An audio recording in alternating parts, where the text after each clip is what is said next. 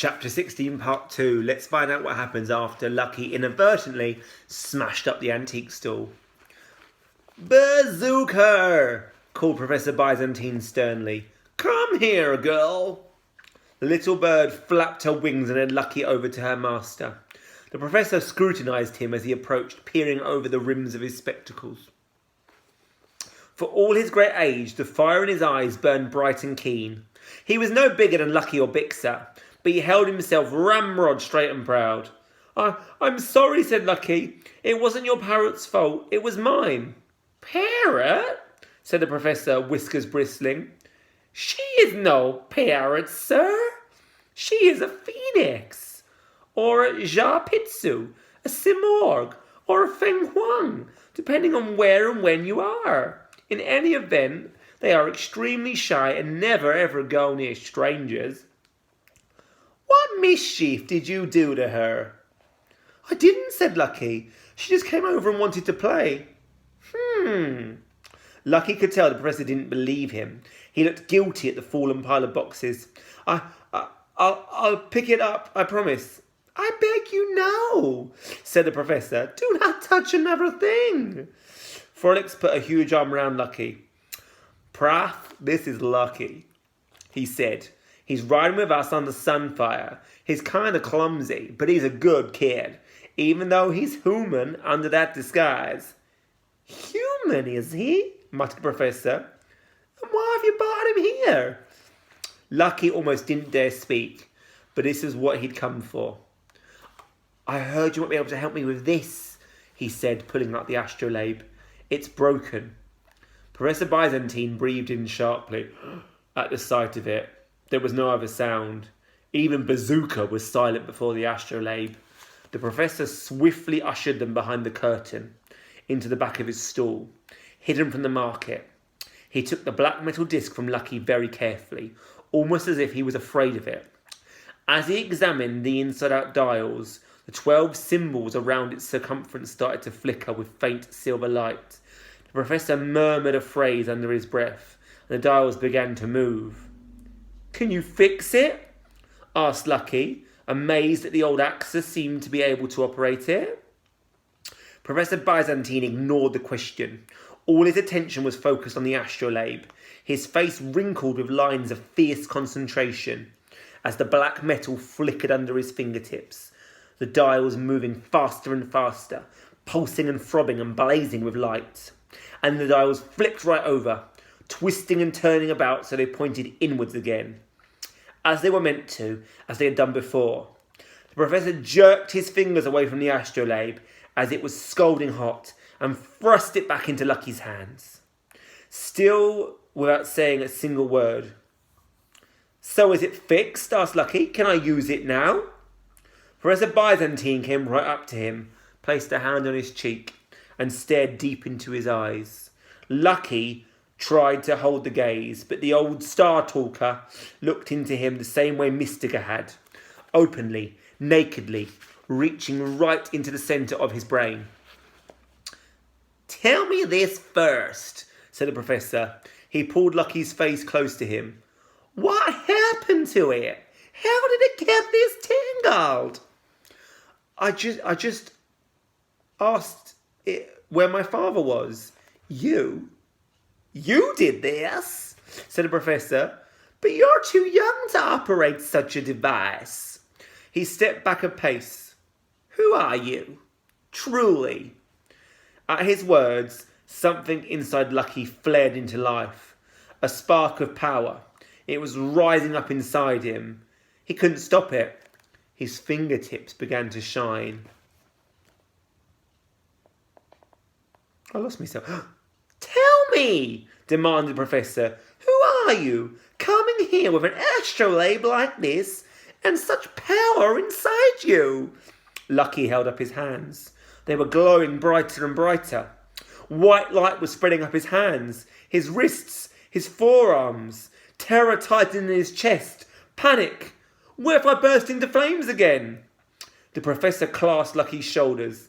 "Please," he said, "control yourself." But the light was growing stronger, illuminating the dusty curtains and fragile objects all around them, threatening to combust into scorching flame. Lucky's heart was racing, his mouth dry. At the back of his throat, he could taste something like sulphur rising up, filling his senses. "I can't control it," he cried. "It's too strong." "You are panicking," said the professor. "Think of something that makes you happy, something that matters to you. Do it now." Lucky couldn't think straight. His mind was too full of fear, but right in front of him he saw Bixter staring at him with her silver eyes. And the fire subsided, just a little. "Yes," said the professor. "Whatever you're thinking of, think of it some more." Lucky didn't move, he didn't think, he just kept looking straight ahead at Bixter. Gradually, the panic eased. The fear ebbed away, and as it did so, the glow faded from his hands, and the light stopped streaming out of him at last. The professor let him go. Lucky's heart was still racing. He felt exhausted, but he hadn't burned. This time, he hadn't burned. The professor's words had saved him. The old actor turned away from Lucky, hands trembling, shaking his head. Bixter and Frolics were both gaping at him, eyes aflame. It was the first time they'd seen his power in action, and they seemed unable to speak. "Please don't be afraid of me," he said. "I don't want to hurt anyone." "But have you?" said Professor Byzantine. "3 acts of pirates," said Frolics, finally finding his voice. "They were armed to the teeth, seemed he touched them with his bare hands, nothing left but ashes." "I didn't mean to do it," protested Lucky. "Until you learn to control your power," said the professor, "you will keep doing it, and worse. But how do I control it? It's so strong." "It's not something separate from you," said the professor. "It is part of you. Therefore, the only way to control it is to control yourself. If you panic, then of course it will overwhelm you. To keep it in balance, you must restrain your mind, your feelings, your body." He squinted at Lucky's hands. "What else can you do other than kill people?" I think maybe I can hear the stars sometimes." Mystica reckons he might be a new kind of star talker," said Bixter quietly. The professor twisted his whiskers. What do you think, Bi?" "I wish I could get rid of it," he groaned. "I hate it." Professor Byzantine looked startled. "Get rid of it?"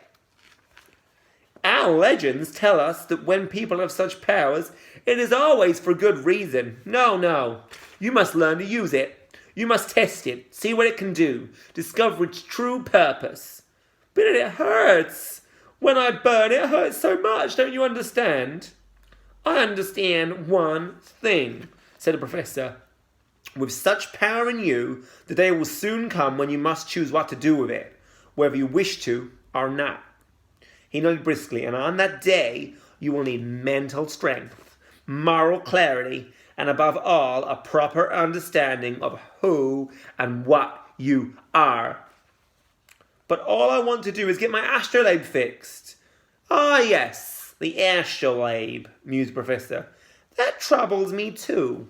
Where did you obtain it?" "It's my father's. He knows the truth about my power, and it's the only way I've got of finding him. Can you help me with it?" The professor twisted his whiskers. "Frolics, Bixter," he said after a moment, "is there room for one more passenger on the Sunfire?" They glanced at each other and they nodded slowly. "Actually," said Frolics, "Mystica asked us to invite you." "Splendid. Then I offer you this bargain, boy. I will come back to the ship with you. I will accompany you and assist you with the astrolabe, as you asked, and in return you will submit to my teaching." "Teaching?" said Lucky, surprised. "What teaching?" "As a star talker of the past, I know certain things about your power and the legends that lie behind it. I can help you to learn to use it, painful as that will undoubtedly be." He surveyed the ruins of his stool. "Understand me. I will be traveling with you, and I do not wish to travel with a human time bomb. So I will help you, but only if you submit to my teaching. His eyes glittered. Do we have an agreement? Lucky looked away, stomach churning. He couldn't face that treble fire again. Whatever the professor claimed, he felt sure the power would overwhelm him. Next time, it would burn through his body and his brain, that scalding light, that torching flame. It would destroy him and everything around him too. But his father was out there, in trouble, a prisoner. He needed Lucky's help, and if the professor really could teach him how to stop the fire... He looked at the astrolabe. It glimmered and shimmered and shone with starlight as if it was calling him on, pulling at some invisible cord inside him. All right, he replied, though he could hardly believe he was saying the words. If you'll really help me find my father, let's get back to the ship. Really intriguing. A long chapter, but questions. Is Professor Byzantine going to be helpful? Does he want to be helpful? Has he got other plans? And will Lucky be able to control his power? Also, the professor said something interesting about Lucky having a purpose. What will Lucky's eventual purpose be, do you think? Okay, chapter 17 coming up next. Hold that thought.